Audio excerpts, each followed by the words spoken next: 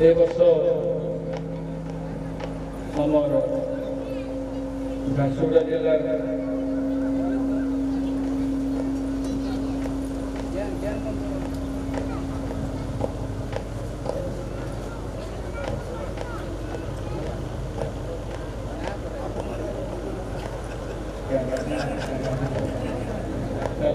आमर 11तम वार्षिक उत्सव आयोजन व्यवस्था कर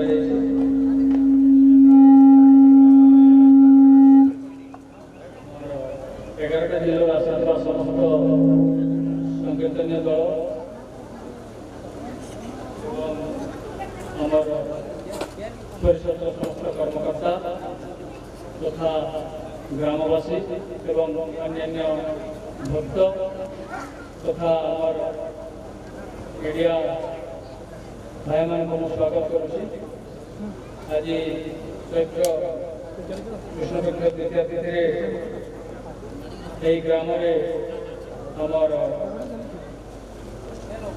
कम से कम 12 घंटा धरी ये कार्यक्रम चालू रहा।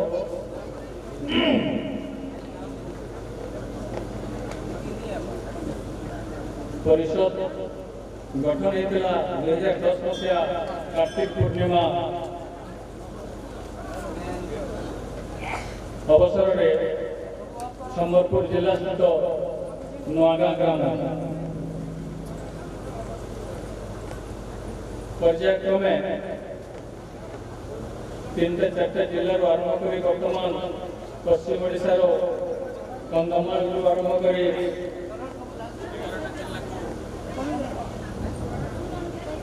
व्यापी रही।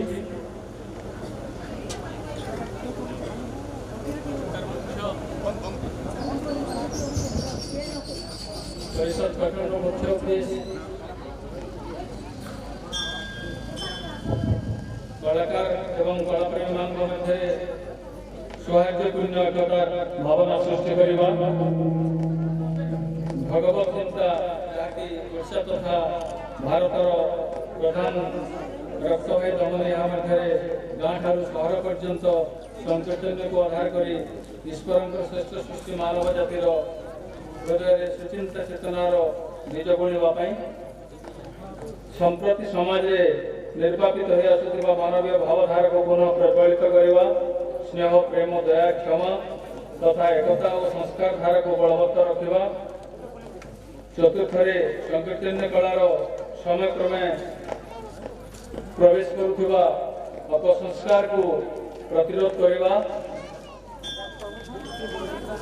एवं संकीर्तन कला माध्यम लोक मान आमोदित करने संगे संगे आमर पूर्वज मानकर द्वारा प्रस्तुत यह कलार मर्यादा को अक्षुण्ण रखा। षष्ठ संकीर्तन कला जीवन परम धर्म एवं कर्म रूपे ग्रहण करने महनीय व्यक्ति मान को पूज्य पूजार विधि में सम्मानित करवा तत्संगे संगे जतपुर नास्ति परिषद पक्ष से सुख दुखे साहित्य सहयोग बढ़ाइबार से निकट उपस्थित रहा यह मुख्य काम। द्वितीयतः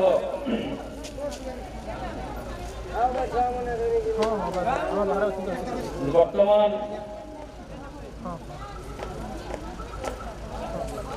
यह अत्यंत दुखर विषय जे संप्रति वस्तुवादी दुनिया रे अधिकांश मनीष क्षणस्थायी धन और यौवन लालसा लालित हो विभु चेतन भागवत सत्ता ठार दूरे जाई एक मानविकता विहीन जीवन अतिबाहित करुछंती। एक घड़ी मुहूर्त विभिन्न ज्ञान गुणी तथा अनुष्ठान मानव समाज को सुखदगामी करने उद्यम जारी रखिंट तन्मध्य पश्चिम ओडिशा संकीर्तन परिषद अन्यतम। पश्चिम ओडिशा संकीर्तन परिषद दीर्घ 10 वर्ष यात्रा भक्त और कलाकार मान सम्मान तथा सहयोग करने को सतत चेष्टित। विगत 2013-14 वर्ष में पुरी ठारे अनुष्ठित राज्य स्तरीय संकीर्तन सम्मेलन में संकीर्तन कला एवं कलाकार मान उन्नति प्रचेषा जारी रखी एवं सही वर्ष पश्चिम ओडिशा आमर 5 जन एक दल योगदान कर निजर सुचिंतित मत प्रकाश करते। 2014 मसीह राज्य स्तरीय संकीर्तन परिषद 5 जन दल अंशग्रहण पूर्वक संकीर्तन परिवेषण कर गौरव आनी। 2015 मसीह ओडिशा सरकार संगीत नाटक एकाडेमी पक्षर अनुष्ठित होता संगीतन महोत्सव में परिषद पक्षर पश्चिमांचल 11 जिलार 11 दल अंशग्रहण कर सुनाम अर्जन करते। सरकार पक्षर संगीतन कलार मानक सहयोग एवं उत्साहित करने जो सब योजना सृष्टि कर कलाकार मान अंतर्भुक्त करने परिषद तार प्रचेषा जारी रखिंट उल्लेख कर सरकारी सहयोग तथा कार्यक्रम कलाकार मान सम्मानित करने जदि वो परिषद अप्राण उद्यम अन्य बाधा विघ्न सम्मुखीन होगा पड़ुଛି। विनम्रता सहित आज कालपटिया ग्राम एकादश वार्षिक उत्सव में 11 जिलार समस्त सभ्य कलाकार मान हाथ जोड़ी अनुरोध करुँगी निजे निष्ठार सहित चेष्टा करेंगे नीति नियम विषय सचेतन होगा पश्चिम ओडिशा संगठन परिषद सहित निजक अनबन संबद्ध कर एकताबद्ध भाव में काम करेंगे ताहले निजे सुफल पाइबे सहित परिषद सम्मान बजाय रहा। पुनर्बार आज यही पुण्य मुहूर्त परिषद उपस्थित समस्त विनम्रता सहित निवेदन कर संगठन कला हूँ आध्यात्मिक चेतनार एक महत् माध्यम मनुष्य को अमूल्य कर स्रोत हेले आजिकाली परिवेश संगठन मध्य केतक दल विभिन्न जगार यार मूल्य लक्ष्य ठार दूरे जा आशालीन गीत वाद्य माध्यम परिवेशन कर वृथा सम्मान आशा रखुच्च से सुपथगामी करने संगठन कला संस्कार आने परिषद सतत चेष्टित हेले जो स्थान में एमती संगठन परिवेशन उपस्थित समस्त गुणज्ञानी व्यक्ति मान अनुरोध से संगठन गायक गायक कलाकार मान सुउत्तम संगीतन्य भक्ति और भावनार परिवेशन करने सूचना देवा संगे संगे संस्कार कार्य परिषद सहित संपर्क रखेंगे।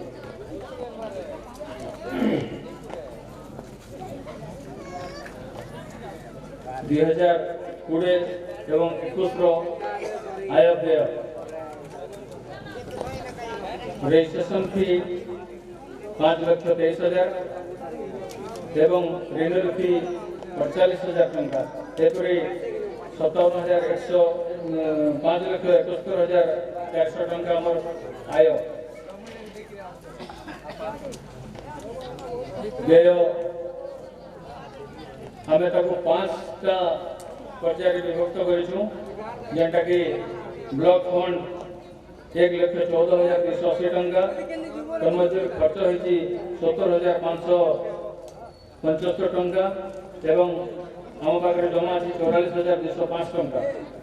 डिस्ट्रिक्ट फंड 11 जिला 1,14,280 टंका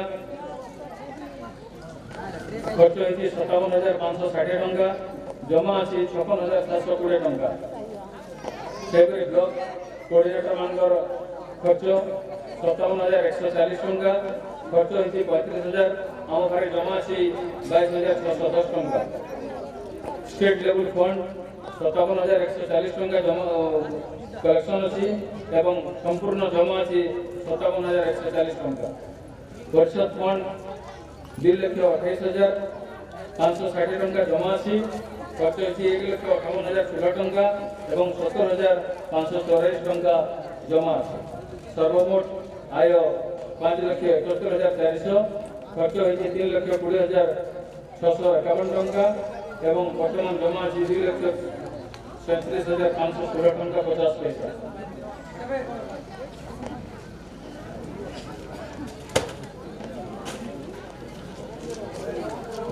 आज पर्यंत हमार मेम्बर संख्या बरगढ़ जिला 1155, बलांगीर 63, बौद्ध 13, देवगढ़ 3,710, झारसुगुड़ा 356, कलाहांडी 2 जन, नुआपड़ा 1,722 जन, संबलपुर 2,480 जन, सोनपुर 1,084 जन, सुंदरगढ़ 397 जन एवं कंधमाल 166 जन सर्वमोट 11,112 टंका 11,112 जन। एवं गत कार्तिक पूर्णिमा परिषद जन्मोत्सव पालन अवसर में आम गोटे शपथ नहीं आगामी दिन में एक वर्ल्ड रेकर्ड प्रति जिलू कम से कम 10,000 सभ्य संग्रह करी एका संगे 50,000 रु तदूर्ध संकीर्तन परिवेशन करने योजना रखीचु जेनटा कि प्रत्येक जिलार समस्त संकीर्तन कलाकार मान को आम विशेष अनुरोध करुचु एवं कर्मकर्ता मान को सहयोग कामना करुचु से कामटा एक वर्ष मध्य आपण आमको साहाय्य करके कलाकार मान गोटे ये कामटा सफल कर आशा करूँ मोर चंद्र भगवान की चैतन्य महाप्रभु की। अभी हमारे पश्चिम ओडिशा के संकीर्तन परिषद का जो गठन हुआ है उसके हमारे सेक्रेटरी श्री लोकनाथ मिश्र जी ने पूरी अपनी पृष्ठभूमि रखी।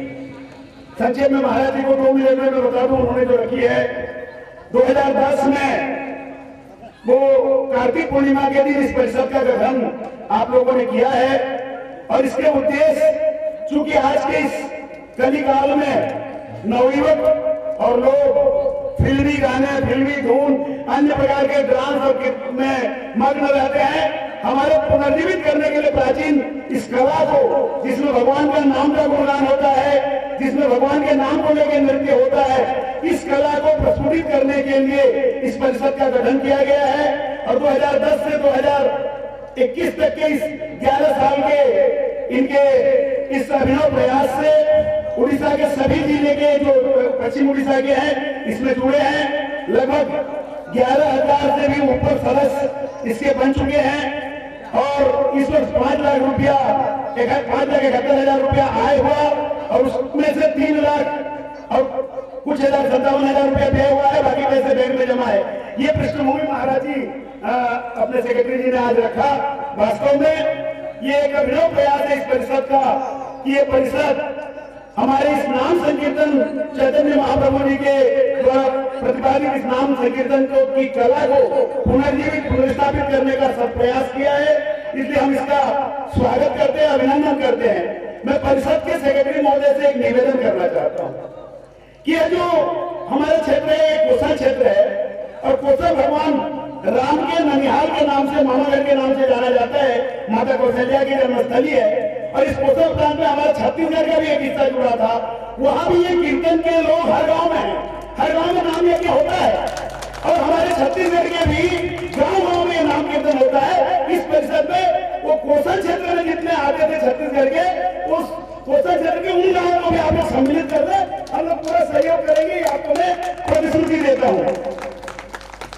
वास्तव में इस परिषद ने जो सब प्रयास किया है इसे देख करके हम सब गौरवान्वित हैं और छत्तीसगढ़ का भी जो भाग कोसा प्रांत में आता था और जो इस नाम संकीर्तन को की धारा को उस क्षेत्र में भी जो हमारे कलाकार प्रभावित कर रहे हैं, उस प्रवाह की धारा को जैसे हमारे महानदी में कई प्रकार की नालाएं और नदियां आकर के मिलती हैं और हमारा बड़ा महानदी फिर समुद्र में मिलता है, ठीक इसी प्रकार उड़ीसा में जो हमारी मुख्य धारा है समुद्र है इस संकीर्तन की, उस धारा में हमारी भी छोटी सी धारा छत्तीसगढ़ से आकर मिले, ये मैं कामना करता हूँ।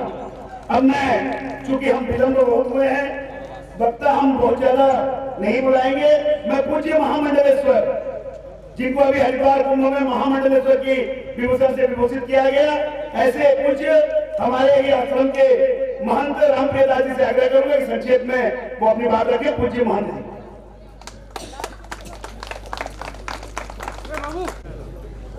बोली श्यावर रामचंद्र की जय, उमापति महादेव की जय, पवन सुत हनुमान की जय, बोले जगद्गुरु रामदास भगवान की जय।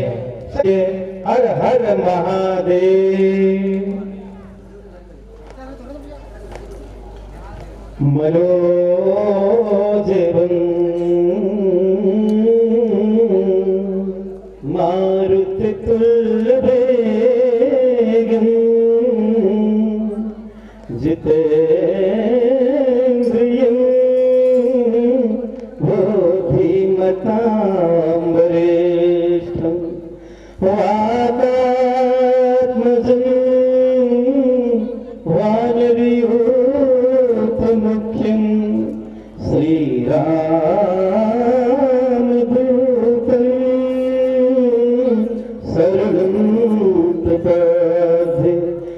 प्रज्वलित बलधाम हेम शैलाभ देहम् धनुज बल कुशालं ज्ञाननामाग्निम् सकल गुण निधानं वानराणामधीशं रघुपति प्रिय भक्तं गात्रजातं नमामि या अर्थ जल बीच सुन पवित भिन्न नभिन्न बंदो सीताराम पदो जिन परम प्रिय बोलिए सिया रामचंद्र की जय उमापति महादेव की जय पवन सुत हनुमान की जय परम पूज्य प्रातः स्नान कार्यक्रम के सर्वोच्च अध्यक्ष हनुमान जी महाराज परम पूज्य प्रातः स्नान समुदाय के चरणों में कोट साथ पहुंचेंगे।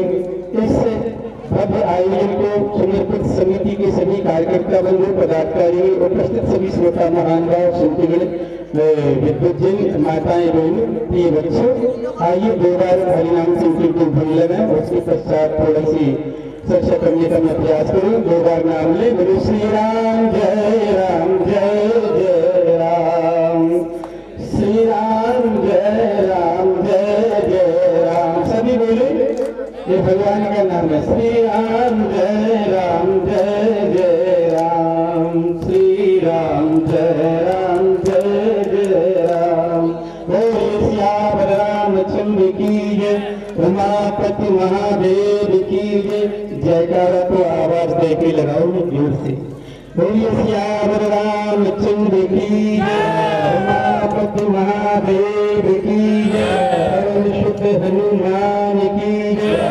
सनातन धर्म की जय हर हर महादेव।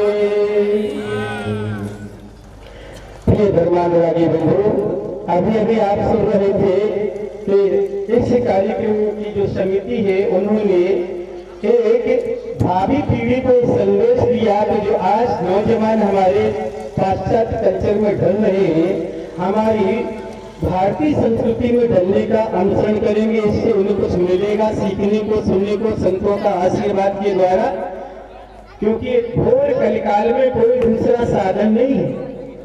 कुछ काल में तो हिंदुस्तान का नक्शा ही बिगड़ गया पूरा। मैं बताऊं हिंदुस्तान का नक्शा बिल्कुल नहीं बिगड़ा। आपको एक बात बता दूं एक प्रोफेसर साहब थे एक भूगोल के प्रोफेसर साहब थे तो जब भूगोल के प्रोफेसर साहब थे तो उन्हें नक्शे से हिंदुस्तान के नक्शे से प्रेम तो होगा ही तो वो क्या करते थे कि अपने बेडरूम में एक हिंदुस्तान का नक्शा उन्होंने लगा रखा था और नक्शे तो आपने भी हिंदुस्तान के बहुत से देखे होंगे लेकिन वो नक्शा जो प्रोफेसर साहब ने अपने बेडरूम में लगा रखा था वो कुछ भिन्न था।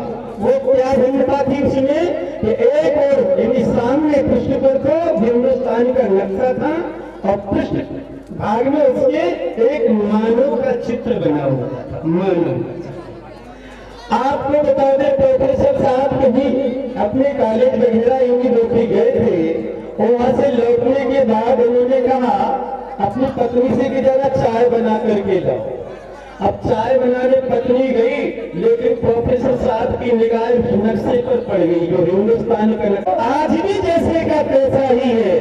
बिगड़ा तो लोगों का नक्शा है यदि जोड़ना है तो लोगों के नक्शे को जोड़िए मानव से मानव को जोड़िए और उनके शुद्ध विचारों को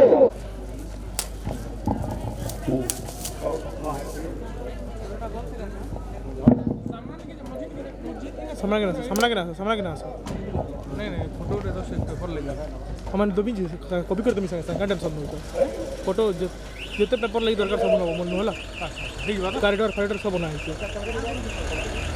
सब लैपटॉप भी है ना आई नहीं समझना सब जुगाड़ करा जाए हठात सामना के बोले बर्बाद है शॉर्ट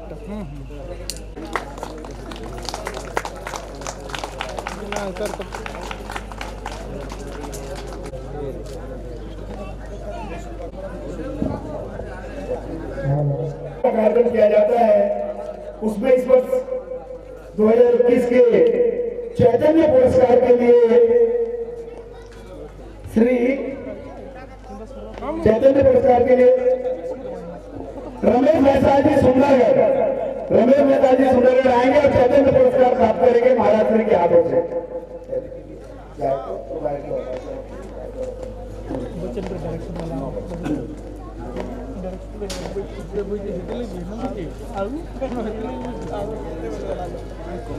चैतन्य पुरस्कार लगी रमेश भाई नुआपड़ा लंबर माझी गायकर अपना पुरस्कार देवे गायकर अपना पुरस्कार निगमानंद बेहरा संपूर्ण प्रेमानंद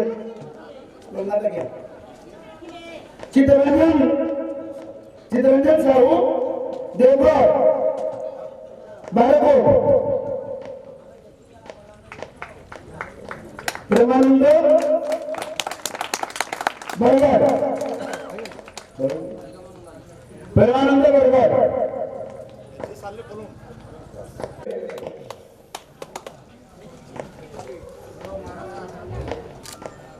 हेलो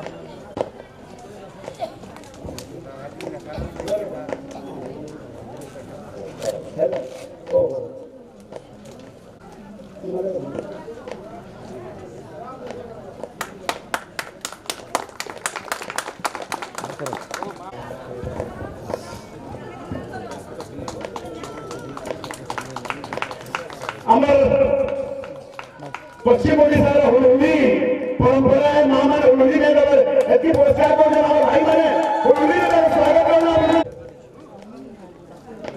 इस कार्यक्रम के केंद्र बिंदु जगत गुरु रामानंदाचार्य राम स्वरूपाचार्य जी महाराज, माननीय हेमंत महापात्र जी, कार्यक्रम के सभी सहयोगीगण तथा 11 जिला से संकीर्तन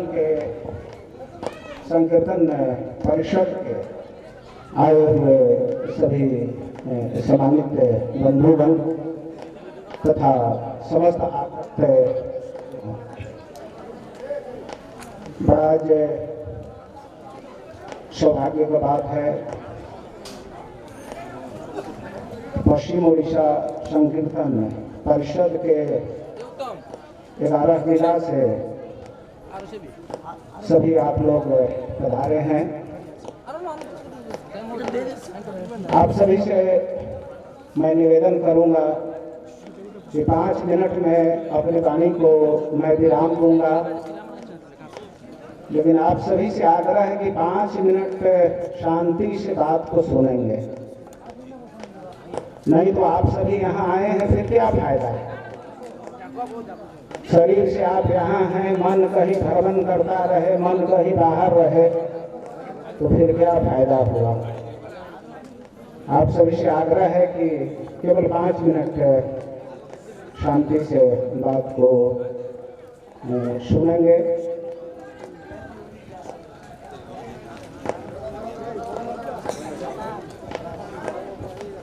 वेदाहमेतं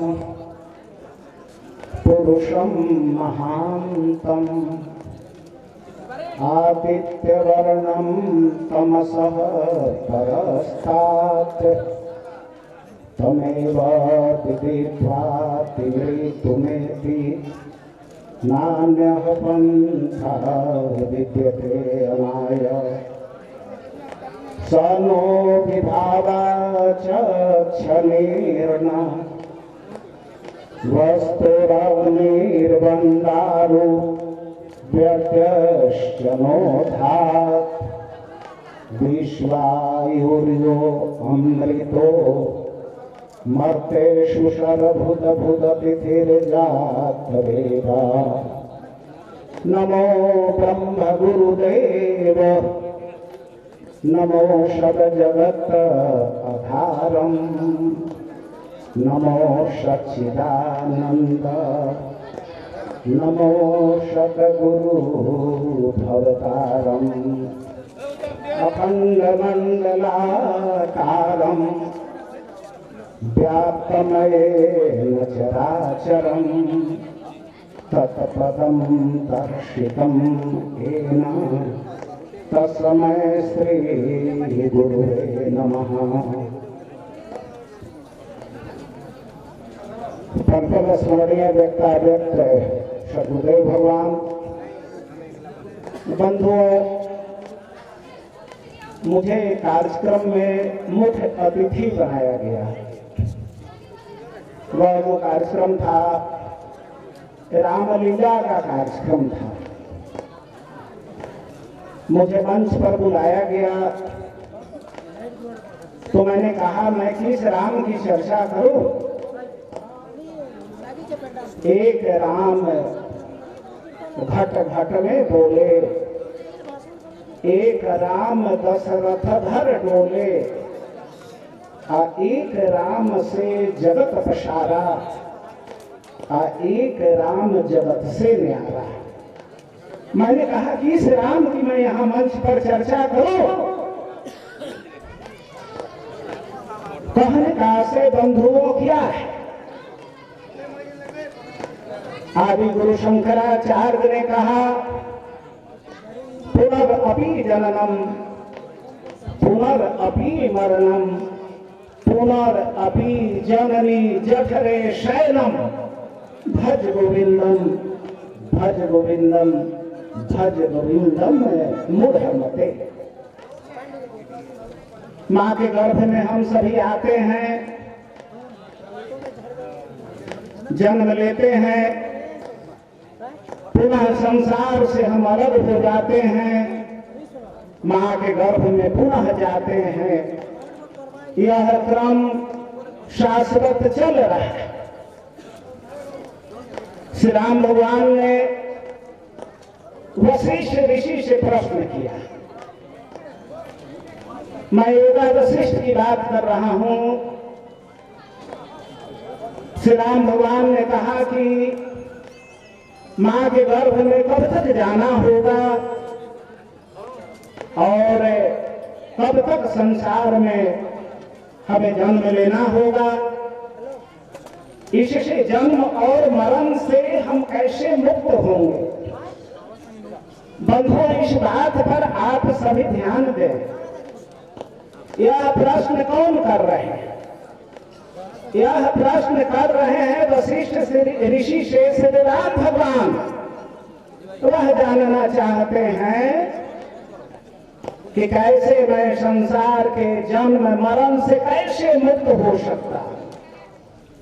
जिनकी हम पूजा करते हैं, जिनकी हम आराधना करते हैं, जिनकी हम आरती करते हैं, जिनकी हम वंदना करते हैं, वह भी सवाल कर रहे हैं वशिष्ठ ऋषि से कि कैसे मैं मुक्त होऊंगा। वशिष्ठ ऋषि क्या कहते हैं? उन्होंने जवाब दिया कि हे राम, जन्मांतर शताधस्य राम संसार स्थिति सचिराभ्यास योगेन बिना न शियते कश्चित। करता हूं कि मैं ईश्वर तक पहुंच सकूं। मैं उस सदगुरु का भी वह ज्ञान को भी प्राप्त करना है। और अभी हमारे हेमंत महापात्र जी बताएं, बीच में जगत गुरु महाराज जी पधारे हैं। उनको नमन करते हुए, वंदना करते हुए, प्रणाम करते हुए, नमस्कार करते हुए अपनी वाणी को यही विराम देता हूँ। बोलिए सदगुरुदेव की। अभी हम सब हमारे प्रिय श्री गगन सिंह जी का प्रेरक मार्गदर्शन सुन रहे थे। योग वासिष्ठ पर समय है। पूज्य जगतगुरु रामानंदाचार्य जी को योगी आदित्यनाथ जी ने बुलाया गोरखनाथ के लिए, तो उनके पास समय नहीं था, नहीं गए। शिवराज सिंह जी ने बुलाया भोपाल में, मुख्यमंत्री मध्य प्रदेश ने, लेकिन 24 घंटे का विलंब करके वो तालपटिया के लिए समय लिए हैं। जब राम जन्मभूमि मंदिर की गाड़ी चल रहा था तो निर्मोही अखाड़ा भी उसमें एक पक्षकार था, और उस निर्मोही अखाड़ा के सर्वोच्च सिंहासन पर विराजने का समय नहीं था, इसलिए नरेंद्र मोदी जी को 8 दिन इंतजार करना पड़ा और चित्रकूट आकर के कामतगिरी में महाराज जी से बात किए थे।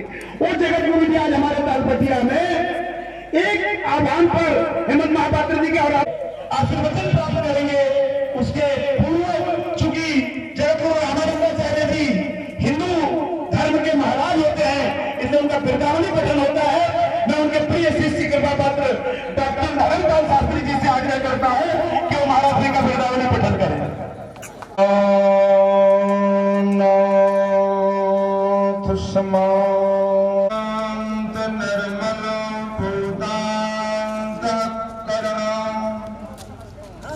निर्मल महात्मा विद्या कलाप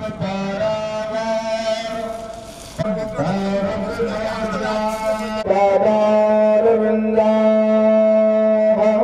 श्री मजन्नाथ भगवान की, स्वामी चैतन्य महाप्रभु के पुत्र को भाई के, कामदेव भगवान की, परम पूज्य रामानंदाचार्य भगवान की। ओम नमः भगवते हर हर महादेव।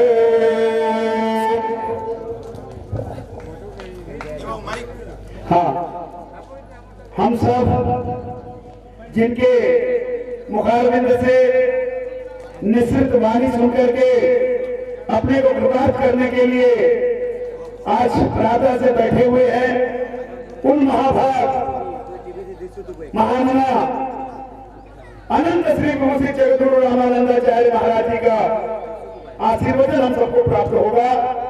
माताएं हुलूली ध्वनि के साथ महाराज जी का स्वागत और अभिनंदन करें और हम लोग हरि बोल ध्वनि के साथ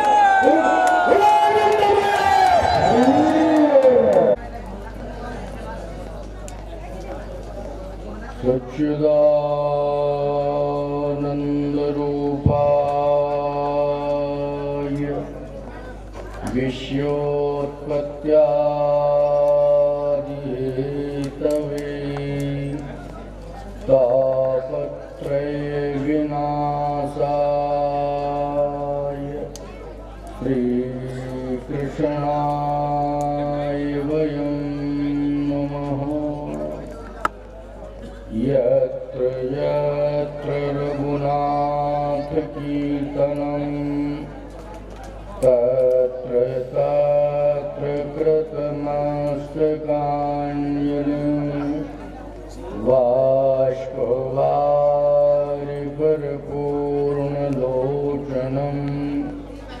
मारुतिं नमत राक्षसान्तकम्। बोलिए जगन्नाथ भगवान की जय, श्री चैतन्य महाप्रभु की जय, श्री राम जप यज्ञ भगवान की जय, भक्तवत्सल भगवान हुए मंचस्थ नाम संकीर्तन परिषद पश्चिम उड़ीसा के अध्यक्ष हेमंत महापात्र जी एवं सचिव के रूप में लोकनाथ जी, अन्य पदाधिकारीगण, नाम संकीर्तन परिषद के मेरे साथ में आए हुए भीकमपुरा गौ सेवाश्रम के महामंडलेश्वर रामप्रियदास एवं आश्रम के संपूर्ण आश्रम के व्यवस्थापक एवं संस्थापन में जिनकी अहम भूमिका रही, ऐसे पंडित जगन्नाथ पाणिग्राही जी लगभग पश्चिम उड़ीसा के 11 जिलों से आए हुए, क्यों भाई 11 जिलों से, नाम संकीर्तन परिषद के सभी सदस्यगण इस ग्राम में, तालपटिया ग्राम में ये जो अधिवेशन हो रहा है इसका लगभग 11वां वर्ष है, 11वां वर्ष है। सन 2010 में इसकी संस्थापना संबलपुर के समीप गांव नवा गांव में हुई और उसका 11वां अधिवेशन तालपटिया ग्राम में बड़ी भव्यता दिव्यता के साथ मनाया जा रहा है। मैं इस बात को मानता हूं कि नाम संकीर्तन की परंपरा ये महापुरुषों के द्वारा हमें मिली है और श्री गौरांग चैतन्य महाप्रभु तो साक्षात भगवान है। इस घोर कलयुग में आप सभी भक्तों की रक्षा करने के लिए और नाम संकीर्तन को कवच के रूप में स्थापित कर भक्तों की रक्षा करने के लिए इस घोर कलिकाल में गौरांग चैतन्य महाप्रभु का अवतार हुआ है। बोलिए चैतन्य महाप्रभु की। एक स्मरण से नाम यज्ञ ने संकीर्तन को बड़े ही मनोभाव से मनोयोग से किया और आप सभी भक्त साधुवाद और आशीर्वाद के पात्र हैं। कब से प्रारंभ हुआ था? 3 दिन का त्रिदिवसीय 24 पहले नाम संकीर्तन नाम जब यज्ञ हुआ, ये बहुत ही प्रसन्नता की बात है। लेकिन आए हम आप सब मिलकर भगवान का नाम ले लें। हरे कृष्ण कृष्ण कृष्ण हरे हरे, हरे कृष्ण कृष्ण कृष्ण हरे राम राम राम हरे हरे, हरे राम हरे हरे कृष्ण कृष्ण कृष्ण हरे हरे, हरे कृष्ण हरे राम राम राम हरे हरे, हरे राम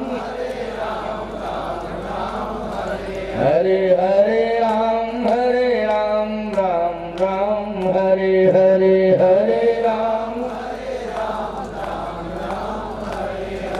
हरे कृष्ण कृष्ण कृष्ण हरे हरे,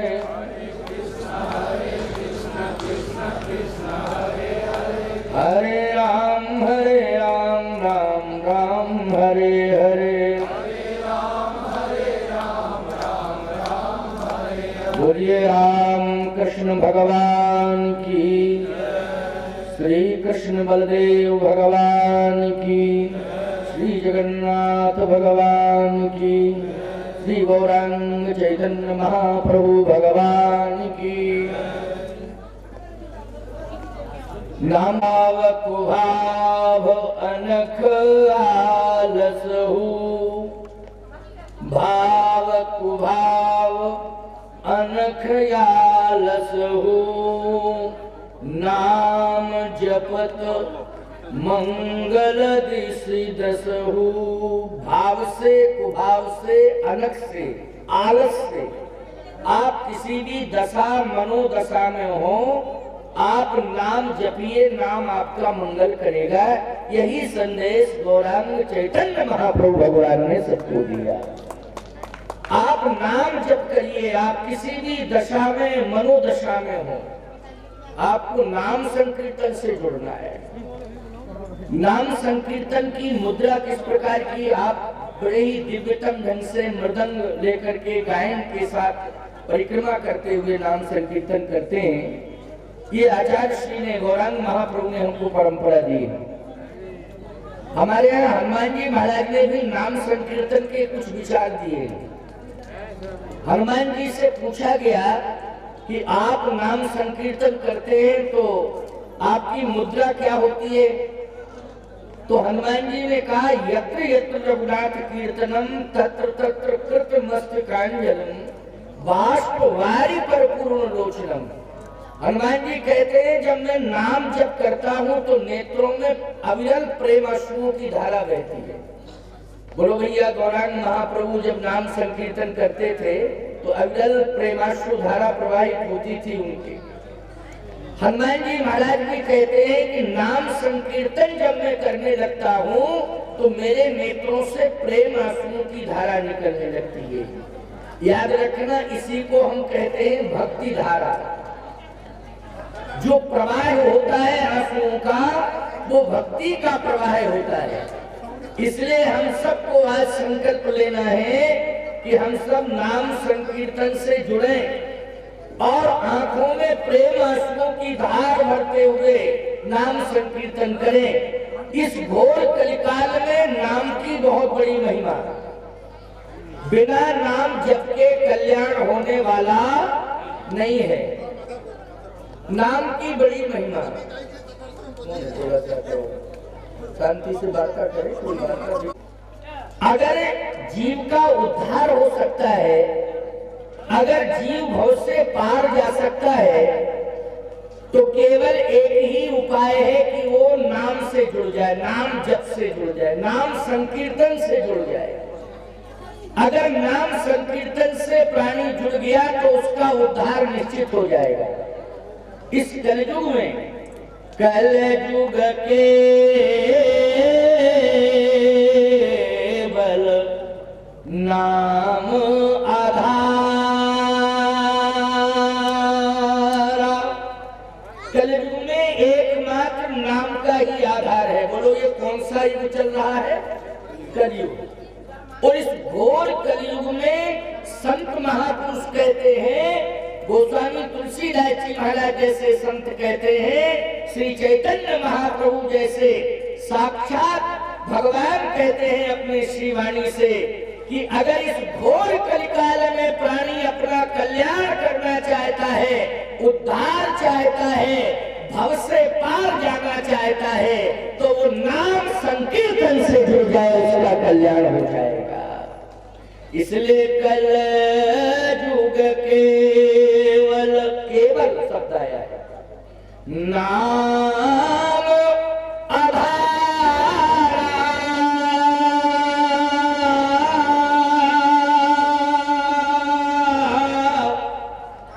सुमिर सुमिर नर उतरहि पारा।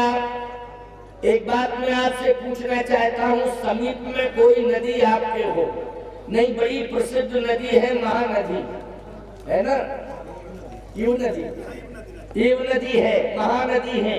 जितनी भी नदियां हैं आप देख रहे हैं उनमें जल भरा है, लेकिन जब बाढ़ आती है, पानी का प्रवाह, जब बहुत ज्यादा जल आ जाता है, पानी नदी में आ जाता है, तो बिना नाव के कोई नदी को पार कर सकता है? आपने कह दिया कि बिना नाव के, नाव समझ रहे हो ना? नाव, हाँ नाव समझते। बिना नाव के नदी को पार नहीं किया जा सकता है। आप कहोगे स्वामी जी महाराज, जगत गुरु जी, आप कहना क्या चाहते हैं?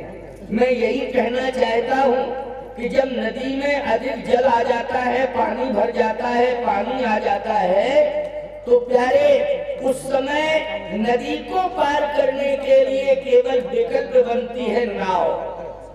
उस नाव में बैठ करके ही नदी को पार किया जा सकता है।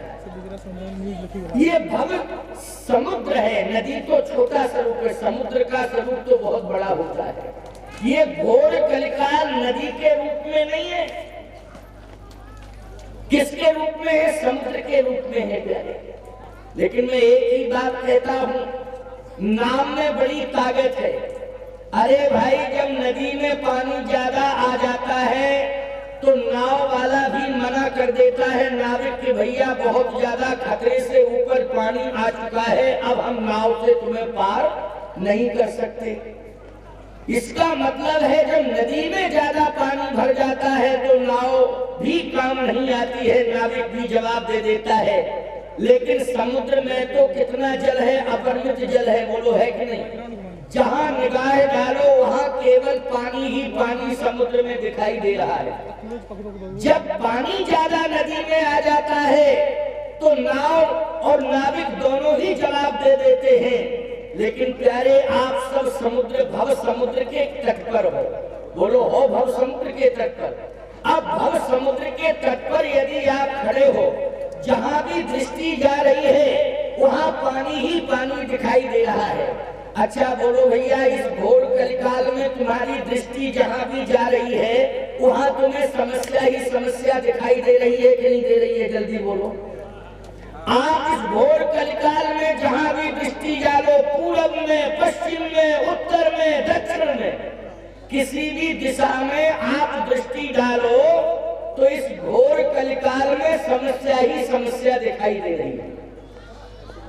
प्यारे, समस्याओं से घिरा हुआ जीवन है इस घोर कलिकाल का, लेकिन समस्याओं से छुटकारा हमें कैसे मिल सकता है? तो समस्याओं से छुटकारा पाने के लिए बहुत बढ़िया उपाय है। कहा समुद्र में यदि जल बहुत ज्यादा है और यदि समुद्र की यात्रा किसी को करनी है तो प्यारे आपको एक जहाज की जरूरत पड़ेगी। किसकी जरूरत पड़ेगी? जहाज की। तो संतों ने कहा कि एक जहाज भी हम दे रहे हैं। अगर तुम समुद्र के किनारे खड़े हो, समुद्र को पार करना चाहते हो, नाम की महिमा पर बोल रहा हूं। किस महिमा पर बोल रहा हूं?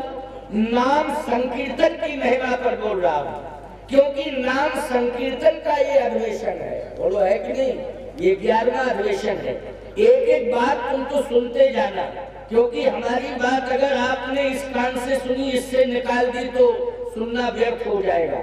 और आपने नाम संकीर्तन इस महायज्ञ में आपने कहीं हमारी बात को सुन करके हृदय में रख लिया तो कन्फर्म है कि नाम के प्रभाव से, नाम संकीर्तन के प्रभाव से आप भव समुद्र को पार कर जाएंगे, इसमें संदेह नहीं। भव समुद्र को आप आराम से, आसानी से पार कर जाएंगे, लेकिन आपको पहले सुनना पड़ेगा। तो एक जहाज का निर्माण किया गया, कहे जहाज दे रहा हूं, उससे समुद्र को पार करो। अच्छा, समुद्र की जितनी भी यात्राएं होती हैं, बोलो जहाज में बैठ के होती है ना, जहाज के माध्यम से। जहाज कौन सा है? बंदहु चारौ वेद, 4 वेदों का उत्कृष्ट ज्ञान का जहाज, 4 वेदों का उत्कृष्ट ज्ञान का जहाज। बंदहु चारौ वेद भवबारिधि बोहित सरिस, 4 वेदों के उत्कृष्ट ज्ञान के जहाज में बैठ करके पार हो जाओ। पश्चिम उड़ीसा के भक्तों ने कहा, बड़ी बढ़िया बात है, तुम्हारी बात कह रहा हूं। पश्चिम उड़ीसा के भक्तों ने कहा कि 4 वेदों का उत्कृष्ट ज्ञान हम जानते नहीं है। अच्छा बोलो, कितने लोग हैं जो 4 वेदों के उत्कृष्ट ज्ञान को जानते हो? अगर हम वेद की चर्चा करने लगे तो श्रद्धा पूर्वक आप सुनोगे, लेकिन समझ नहीं पाओगे ठीक से। 4 वेदों के उत्कृष्ट ज्ञान के जहाज में बैठ करके पार जाओ। 4 वेदों का उत्कृष्ट ज्ञान का जहाज यदि तुम्हें हम दे रहे हैं, उसमें बैठो, भव समुद्र को पार करो। भक्तों ने कहा कि 4 वेदों के उत्कृष्ट ज्ञान को हम समझ नहीं सकते, इसलिए कृपा करके आप कोई सरल उपाय बताइए जिससे हम भव समुद्र को पार करें। भव समुद्र को, ये भव समुद्र है ना, ये कलयुग क्या है? भव समुद्र। कोई और सरल साधन बताइए। संतों ने कहा कि भाई समुद्र में जल बहुत है, इसलिए जहाज की जरूरत है। अगर हम नाव दे देंगे तो समुद्र में नाव काम नहीं कर सकती है। भक्तों ने कहा ऐसा कोई उपाय है आपके पास कि समुद्र ही छोटा हो जाए, समुद्र छोटा हो जाए। ये भव समुद्र कैसे छोटा होगा? इसके लिए उपाय क्या करना पड़ेगा? इसके लिए कौन सा तरीका इस घोर कलिकाल में अपनाना पड़ेगा कि ये भव समुद्र ही छोटा हो जाए? इसके लिए तरीका, यही तरीका बताने के लिए तो हमारे हेमंत महापात्र जी ने मुझे बुलाया है कि जगत गुरु जी आए और तरीका बतावे। तो तरीका बताने के लिए ही हम आपके बीच में आए हैं। और देखो, 1 दिन का समय नहीं दिया है, मात्र 1 घंटे का समय दिया है। दिन का समय कहा, लोग कहते हम 1 दिन के लिए आए। अगर 1 दिन का समय देते हम तो हमको इस गांव में पूरा 8 घंटा 12 घंटा रहना पड़ता कि नहीं? क्यों रहना पड़ता? दिन का ही समय देते मान लीजिए तो हमारा प्रवास यहाँ कम से कम 8-10 घंटे का 12 घंटे का होना चाहिए था, लेकिन मात्र हमारा यहाँ 2-2.5 घंटे का प्रवास। परंतु याद रखना, ये जो 2.5 घंटे का समय और बौद्धिक चिंतन जो नाम संकीर्तन की महिमा पर मैं बोल रहा हूँ, ये आप सुन रहे हैं, मात्र 1 घंटे का चिंतन होगा, 45-50 मिनट का चिंतन होगा, लगभग 1 घंटे के अंदर अंदर का ये चिंतन होगा। ये चिंतन जानते हो, समय न होने के बाद भी बिल्कुल समय नहीं था, आने की स्थिति ही नहीं थी, लेकिन सत्य कह रहा हूं आपसे, एक गौरांग महाप्रभु चैतन्य महाप्रभु की ये विशेष कृपा है मेरे ऊपर। किसके ऊपर है? मेरे ऊपर कृपा हुई है कि उन्होंने इस अपने नाम संकीर्तन यज्ञ में बुला लिया। तो इसका मतलब ये है कि मुझे इन्होंने चैतन्य महाप्रभु जी ने मुझे यहाँ बुला करके अपने नाम संकीर्तन से जोड़ दिया, तो मेरा भी जीवन धन्य हो गया। लेकिन वास्तव में साथ ही साथ इस बात को मैं बार बार कहूंगा कि हेमंत महापात्र जी ने जो श्रद्धा भक्ति पूर्वक प्रयास किया और अनुरोध किया, तो निश्चित रूप से इनके प्रेम ने मुझे यहाँ खींच लिया और गौरांग चैतन्य महाप्रभु की कृपा ने मुझे यहाँ, तो महाप्रभु की कृपा हुई और इनका प्रेम। अच्छा भाई, अभी तक तो मैं मंच से जुड़ा था, ये हमारे हेमंत महापात्र जी के माध्यम से मंच तक जुड़ा था, लेकिन अब मैं इनकी जन्मभूमि आ गया हूँ ताल पटिया ग्राम में, अब लंच से भी जुड़ गया। मंच और लंच दोनों से जुड़ गया हूँ, अभी तक लंच से नहीं जुड़ा था लेकिन मंच के बाद लंच से भी जुड़ गया हूँ। याद रखना, जीवन में प्रेम से बड़ा और कुछ होता नहीं है। प्रेम में बड़ी ताकत होती है। प्रेम के कारण ही भगवान राम कौशल्या जी की गोद में आ गए। प्रेम के कारण ही कन्हैया देवकी वसुदेव के यहाँ आ गया। देवकी वसुदेव ने प्रार्थना की थी, मेरी रक्षा करो, मेरी रक्षा करो, मेरी रक्षा करो। तो भगवान ने कहा कि चिंता मत करना, हम आपकी रक्षा करने के लिए आ रहे हैं। दुनिया की रक्षा करने के लिए अनेक रूप धारण करते हैं, लेकिन आपकी रक्षा करने के लिए हम आपका पुत्र के आ रहे हैं। और जैसे ही भगवान कन्हैया आए और जाके कारागार में सामने ही प्रकट हो गए, भगवान तो प्रकट होते हैं, तो याद रखना देवकी वसुदेव बंधन युक्त थे। हथकड़ियां बेड़ियां पड़ी थी कि नहीं, हाथ भी बंधे थे और पैर भी बंधे थे। कहाँ? मथुरा के कंस के कारागार में। जैसे ही भगवान प्रकट हुए, तो भगवान के प्रकट होते ही आपको मालूम है देवकी वसुदेव ज्यों की त्यों, हथकड़ियां भी पड़ी रही और बेड़ियां भी पड़ी रही। भगवान ने कहा कि आप प्रसन्न हो। देवकी वसुदेव ने कहा कि प्रसन्न तो हूं दर्शन करके, लेकिन आपका दर्शन करने के बाद भी बंधन युक्त हूं मैं।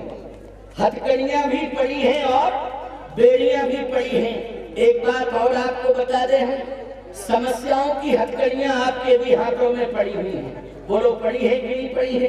परेशानियों की बेड़ियां आपके पांव में पड़ी हैं, समस्याओं की हथकड़ियां भी आपके पांव में पड़ी हुई हैं। लेकिन गौरांग चैतन्य महाप्रभु आपको संदेश दे रहे हैं कि आपको करना क्या है बंधन मुक्त होने के लिए। भगवान श्री कृष्ण ने भी कहा देवकी वसुदेव जी से कि आपको बंधन मुक्त होने के लिए करना क्या पड़ेगा। तो कहा क्या करना पड़ेगा बताइए ना प्रभु। उसी समय भगवान कृष्ण कहते हैं कि आप दोनों को एक आएंगे। ये नाम संकीर्तन की महिमा है। तो आइए सुनिए, कहो कहाँ लगे नाम बड़ाई,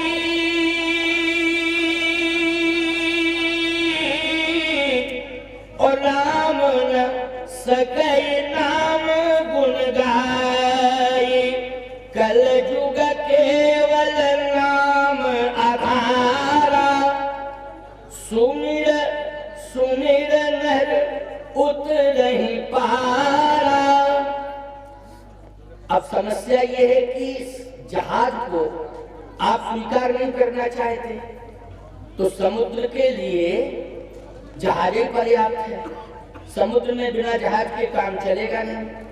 कहे कि कृपा करके आप कोई ऐसा उपाय बताओ कि जहाज नहीं, कोई छोटा सा साधन हो। तो क्या इसके लिए जलाशय भी छोटा करना पड़ेगा? तो एक बात बताएं आपको, समुद्र से छोटी होती है सरिता मानी नदी। समुद्र से छोटी होती है नदी। नदी संतों ने समुद्र को प्रयास करके नदी बना दिया, लेकिन आपको मालूम है कि वो संतों के पास ताकत क्या थी कि समुद्र को नदी बनाया? संतों के पास ताकत थी नाम संकीर्तन की। कौन सी ताकत थी? नाम संकीर्तन की ताकत थी, और कोई ताकत नहीं थी, दूसरी कोई ताकत नहीं। नाम संकीर्तन की ताकत। इतना नाम संकीर्तन करते थे संत महापुरुष कि नाम संकीर्तन के प्रभाव से जो चाहते थे वैसा हो जाता था। नाम संकीर्तन के प्रभाव से संत तुलसीदास जी महाराज ने उस भव समुद्र को भव सरिता बना दिया। कैसे बनाया भव सरिता?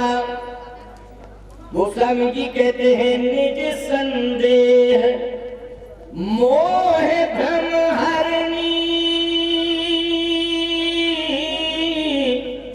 ओ करहूं कथा भव सरिता तरणी।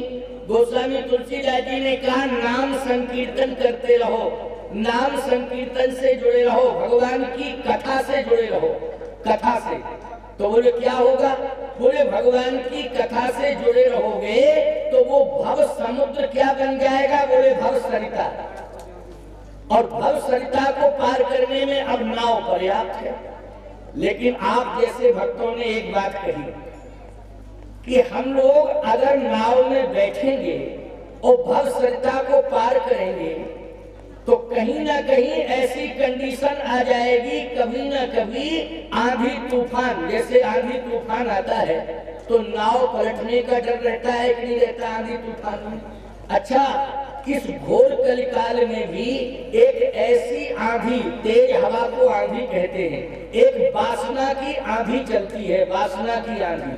और वासना की आंधी जब चलती है तो ईमानदारी से बताओ, व्यक्ति अपना संतुलन खो देता है कि नहीं खो देता है? इसी प्रकार से जीवन में अगर वासना की आंधी कहीं चल पड़ी तो भावना की पतवार हाथ से छूट जाएगी, और जो नौका में हम बैठे हुए हैं वो नौका भी पलट जाएगी। इसलिए एक काम करें आप कृपा करके कि न तो सरिता रहे और न नौका रहे। सरिता का झंझट खत्म, जैसे समुद्र को आपने सरिता बना दिया, ऐसे सरिता भी न रहे। इससे छोटा कोई उपाय हो और नाव की जरूरत न पड़े। है कोई ऐसा उपाय कलयुग में? संत महापुरुषों ने नाम के प्रभाव से ही बताया, क्योंकि नाम संकीर्तन करते हैं तो बड़ी ताकत। ईमानदारी से बताओ, पूरा संसार चैतन्य महाप्रभु को जानता है, बोलो जानता है कि नहीं? किसके नाम पर जानता है? नाम संकीर्तन के नाम। उनसे बड़ा नाम संकीर्तन वाला कोई दुनिया में हुआ? जल्दी बोलो भाई।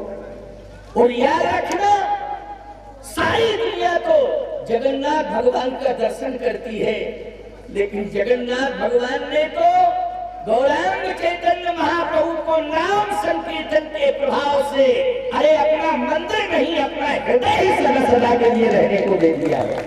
सदा सदा के लिए अपना हृदय दे दिया है। बोलो दे दिया कि नहीं? आप सब तो मंदिर में जाके दर्शन करते हो, लेकिन चैतन्य महाप्रभु कहाँ बैठे हुए हैं जगन्नाथ स्वामी के? जल्दी बोलो। हृदय में बैठे हैं। बोलो बैठे हैं हृदय में कि नहीं? इसलिए मैं कहता हूँ कि नाम में बड़ी ताकत है, बहुत बड़ी ताकत है नाम संकीर्तन में। आप बहुत बड़ा कार्य कर रहे हैं, बहुत बड़ी उपलब्धि, बहुत बड़ी संपत्ति को आप हासिल कर रहे हैं। याद रखना, शरीर के श्रम के द्वारा खेत खलियान से जो संपत्ति पैदा करोगे वो जगत तक सीमित रहेगी। बोलो रहेगी कि नहीं? और जगत तक सीमित रहेगी, जगत को छोड़ के जाओगे तो जगत की कोई वस्तु आपके साथ नहीं जाएगी।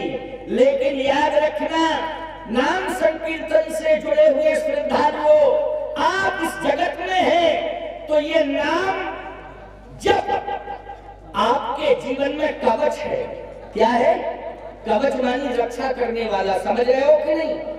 रक्षा करने वाली चार दीवारी नहीं है कि मकान की, भवन की चार दीवारी आपकी रक्षा कर रही हो। आपकी रक्षा करने वाला बैंक बैलेंस नहीं है, आपकी रक्षा करने वाला आपका कोई पद नहीं है। आपके जीवन की यदि रक्षा हो रही है तो नाम संकीर्तन से आपके जीवन की रक्षा हो रही है। ये कवच का काम कर रहा है। इसलिए सबसे बड़ा शस्त्र है, सबसे बड़ी संपत्ति है और सबसे बड़ा शास्त्र है। बोलो है कि नहीं?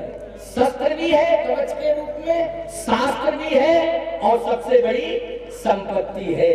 बात समझ में आ रही है कि नहीं आ रही है? अगर समझ में आ रही हो तो ऐसे कर दिया करो, नहीं ऐसे कर दिया करो, क्योंकि स्वतंत्र भारत है, गुरु है कि नहीं? स्वतंत्र भारत में कौन किस पर दबाव दे सकता है, कल्पना करिए।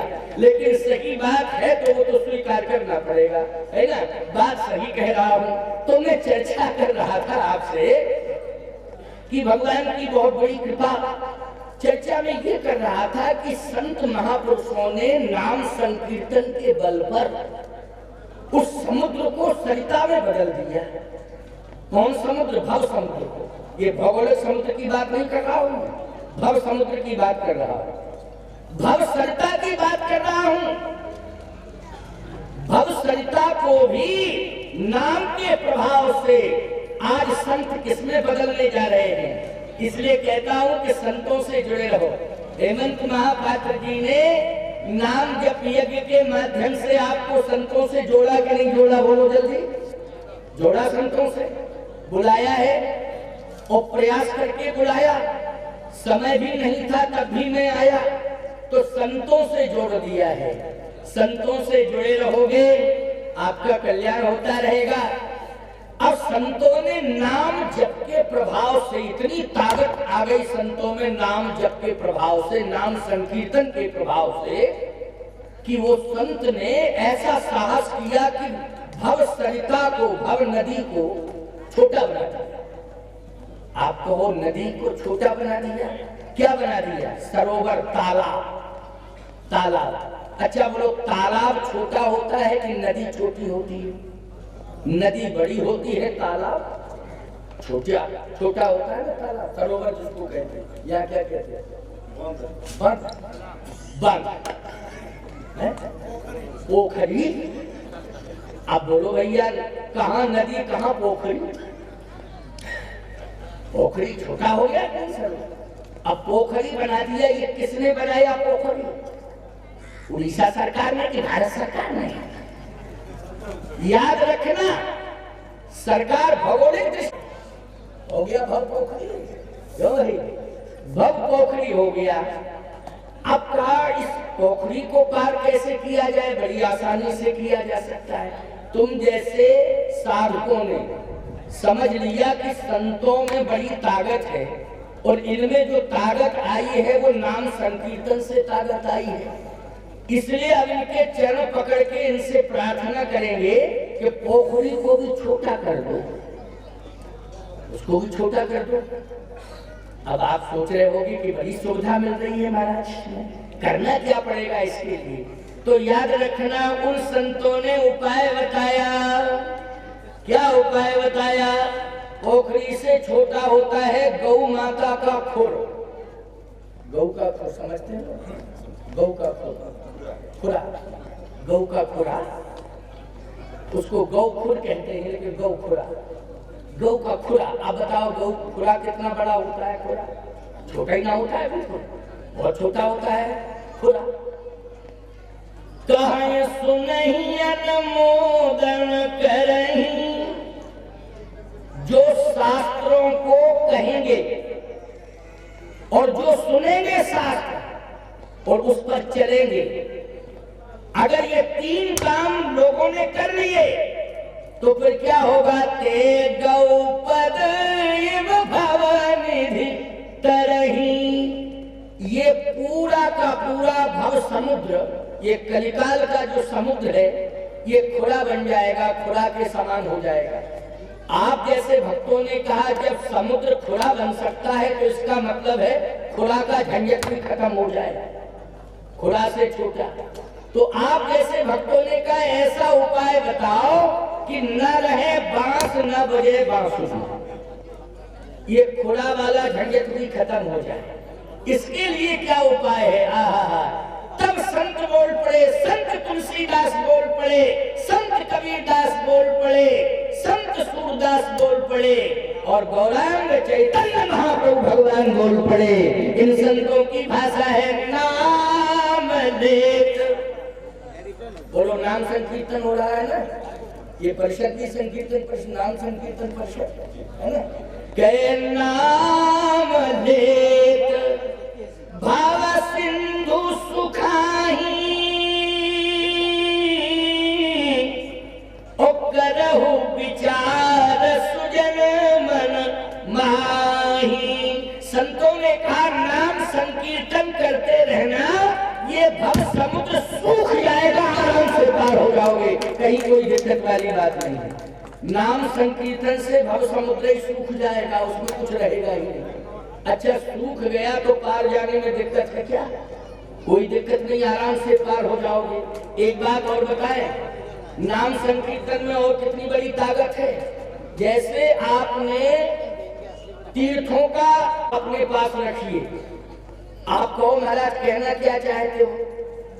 जितने भी धाम हैं उन धामों का पुण्य, जितनी पुरियां हैं उन समग्र पुण्यों के पुण्यों का फल, जितने तीर्थ हैं समस्त तीर्थों का पुण्य का फल आप तराजू के एक पल्ले पर रख देना और एक बार आप कह देना हरे कृष्ण कृष्ण कृष्ण हरे हरे, केवल एक बार कह देना।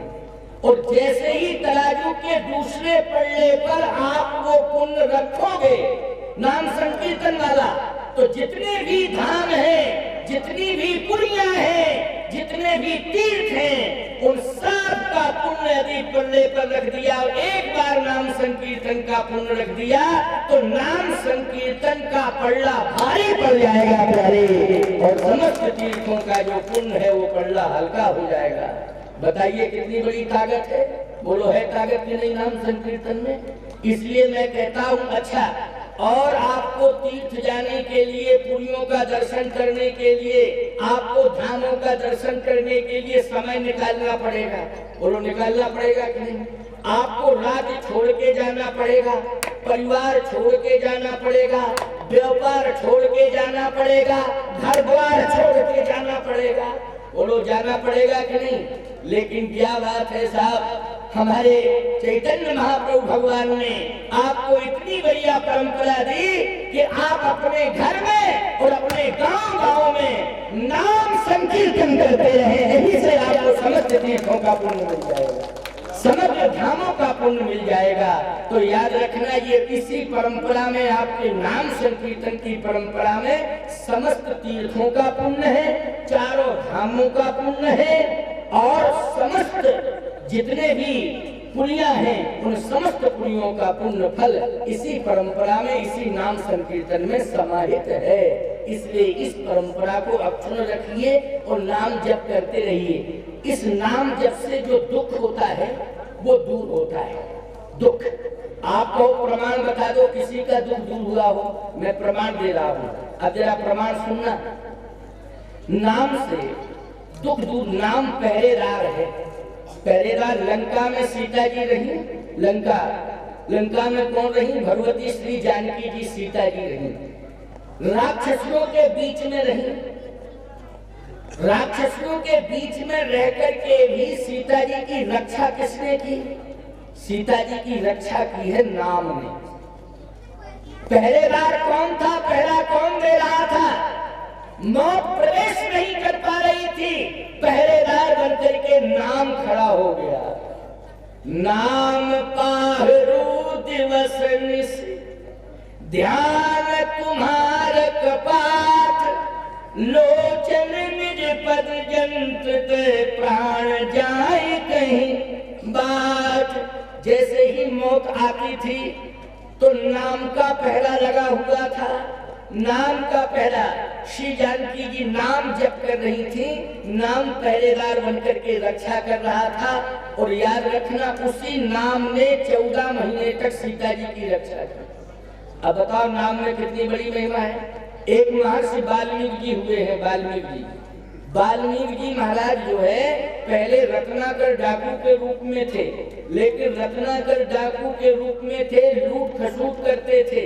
लेकिन प्यारे जब ऋषि मुनि महात्मा मिल गए तो उन्होंने ऋषि मुनि महात्माओं को रोक के कहा कि तुम्हारे पास जो भी हो मुझे दे जाओ।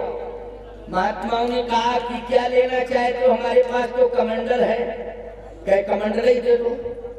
कहे ये किसके लिए ले जा रहे हो? जिसे भी कमंडल दोगे वो साधु बनेगा।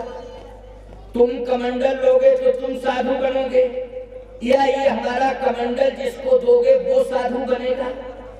इसलिए कमंडल लेकर के तुम्हें साधु बनना है क्या? वाल्मीकि जी महाराज रत्नाकर डाकू के रूप में थे। उन्होंने